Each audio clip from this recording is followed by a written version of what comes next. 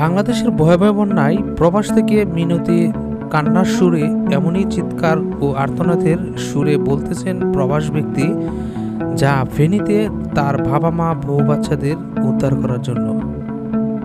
এমনই উদ্ধারকারীর দল ও টিমকে বিশেষভাবে অনুরোধ করার জন্য তিনি এই আর্তনাদ করছেন।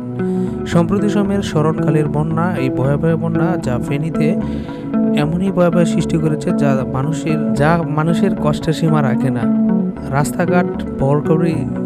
রাস্তাঘাট ঘরবাড়ি সব কিছু তলিয়ে দিয়েছে এবং প্রায় 1 থেকে 2 তলা পর্যন্ত পানি উঠে বন্যার পানিতে ভেসে গেছে অনেক কিছু।